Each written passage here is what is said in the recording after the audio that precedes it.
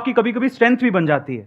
अगर मैं सीधे चले जाता ठीक है मन में रख के, पर मैंने वो रिस्क उठाया, रिस्क है तो इश्क है, रिस्क उठाया तो सामने से स्टेटमेंट आया, समझ में आया कि हमें करना क्या है, फाइनली उसी पाथ पे दोबारा आ गए। तो आपकी लाइफ बनती है बिगड़ती है आपके आसपास के लोगों से जो आप चूज करते हो। और अगर आपकी चॉइस सही है तो आपकी जिंदगी बन सकती है और बहुत बेहतर बन सकती है, और उसने मेरी जिंदगी को बहुत बेहतर बनाया है जो आपके सामने मैं हूं।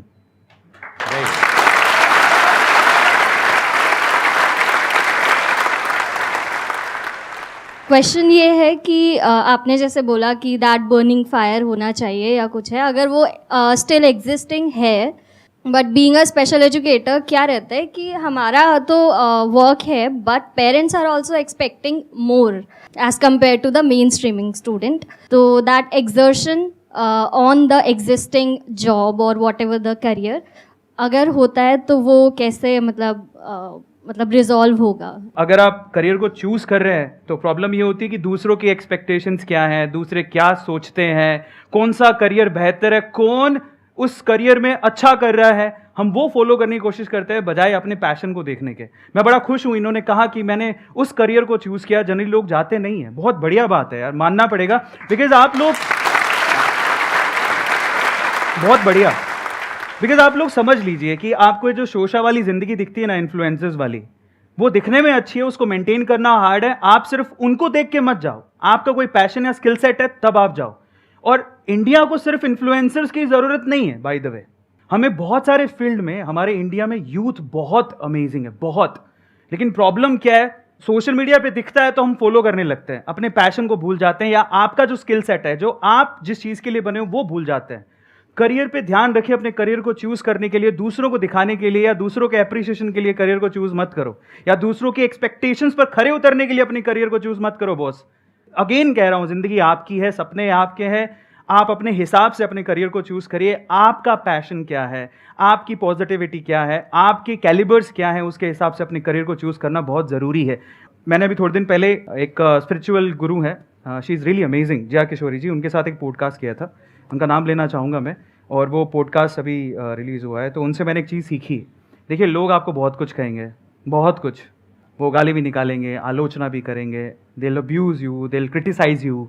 यार वो लेना नहीं लेना आपके हाथ में, इग्नोर कर दो, छोड़ दो उसको। हार्ड है, लेकिन अगर आपने ये कला सीख ली कि दूसरों के क्रिटिसिज्म को कैसे एक लाइन के बाद, एक बाउंड्री के बाद अपने तक आने ही नहीं देना है। अगर आपने 200% किया है ना, that's it, straight forward, simply बोल रहा हूं, दूसरों की क्रिटिसिज्म को भूल जाओ। अगर मन से सेटिस्फैक्शन है ना कि मैंने बच्चों के लिए बहुत दिन रात मेहनत की है, 200% दिया है, क्रिटिसिज्म मैटर ही नहीं करता, जब तक आपका मन आपको अप्रिशिएट कर रहा है। और आपके मन का अप्रिशिएशन बहुत ज्यादा मायने रखता है।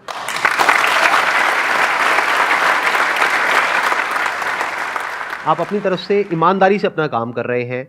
आप किसके लिए कर रहे हैं? आप अल्टीमेटली उन बच्चों के लिए कर रहे हैं ना।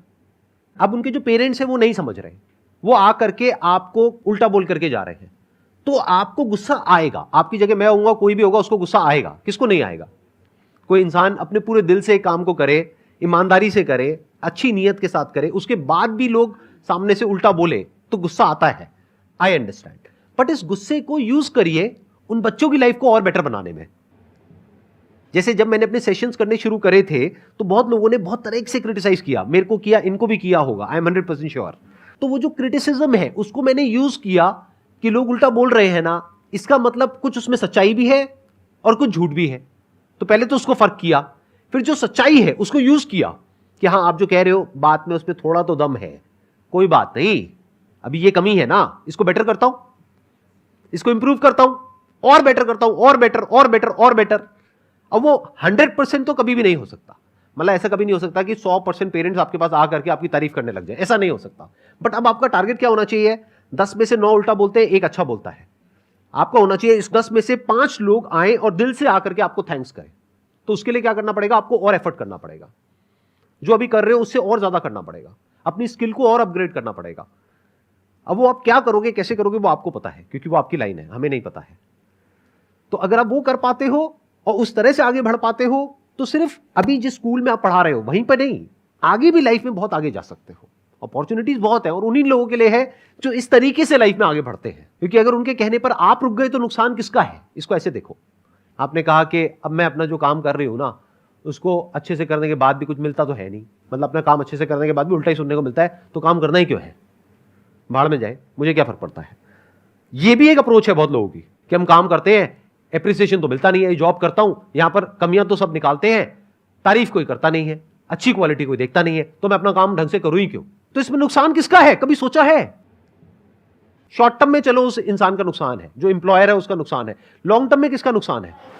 इंप्लॉई का, क्योंकि वो इंप्लॉई वहीं पे स्टक हो जाएगा, वो बेकार हो गया उस कंपनी के लिए भी और कंपनीज के लिए भी। लेकिन अगर उसको उस कंपनी में उल्टा बोला जा रहा है, फिर भी वो अपने काम को और अच्छा करता जा रहा है, और अच्छा करता जा रहा है, और अच्छा करता जा रहा है, तो आज नहीं तो कल वो उस कंपनी को छोड़ेगा, कहीं और जाएगा। तो हो सकता है वहां एप्रिसिएशन नहीं मिला, अरे वहां तो मिलेगा, दूसरी जगह नहीं मिला, तीसरी जगह मिलेगा, चौथी जगह मिलेगा। कोई तो कंपनी होगी जो देखेगी कि आप एक्चुअल में अंदर से क्या हो, जिसको हीरे की परख होगी, और उस दिन आपको हीरे का दाम मिलेगा।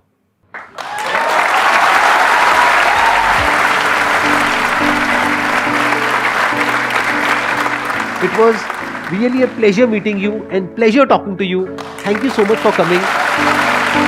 It means a lot to me Thank you so much. and to everybody here. Thank you so much.